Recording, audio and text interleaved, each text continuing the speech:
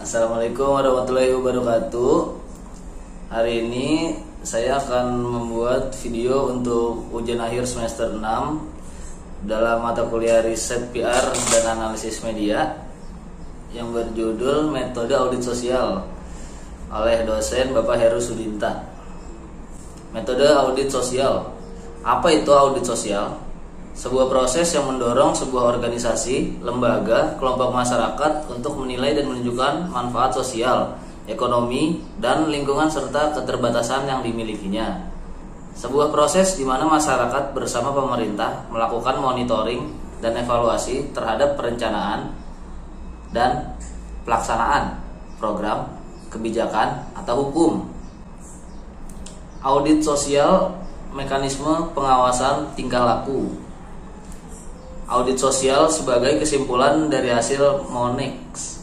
Audit sosial ada dua, yaitu monitoring dan evaluasi. Kalau monitoring itu sifatnya jangka pendek, kalau evaluasi corporate culture.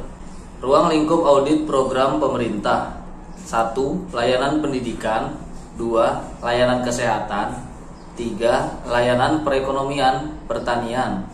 4. Program pemberdayaan PNPM, ADD, dan lain-lain. Ruang lingkup audit TJSP. Yang pertama ada pemberian lowongan kerja, apakah telah adil? 2. Produksi.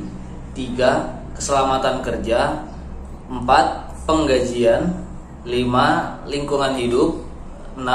Pensiun dan sumbangan hari tua. Yang ketujuh ada sumbangan sosial atau CSR. Berkaitan dengan pelaksanaan audit sosial, maka harus jelas hal-hal berikut. Yang pertama ada aktivitas apa yang akan dilaksanakan. Yang kedua, bagaimana caranya. Yang ketiga, bagaimana mengukur. Prinsip-prinsip kunci dari penilaian sosial dan audit sosial.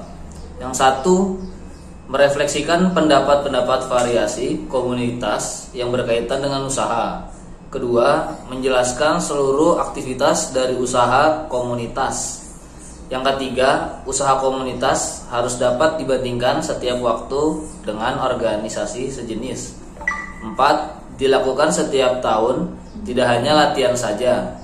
5. Harus dilakukan oleh orang independen. 6. Penemuan dari audit sosial harus dapat disirkulasikan. Berikut ini adalah langkah-langkah audit sosial. Yang pertama adalah kumpulkan informasi. Yang kedua, jelaskan sasaran sosial perusahaan. Yang ketiga, kumpulkan stakeholder dan minta pendapat. Yang keempat, buat skala prioritas sasaran.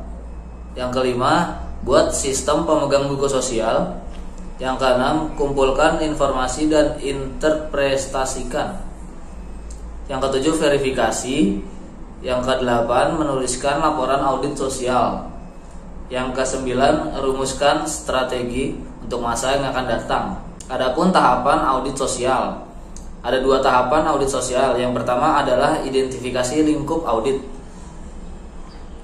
Ada mengidentifikasi program dan instansi, seleksi program yang dipilih, dan tentukan jumlah periode tahun berapa. Yang kedua, memahami manajemen program.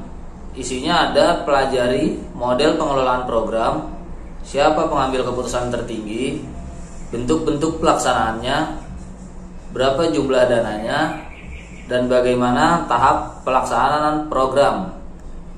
Itu dia materi yang bisa saya sampaikan. Hanya itu saja, walaupun masih ada lagi tahapan audit sosial yang lainnya.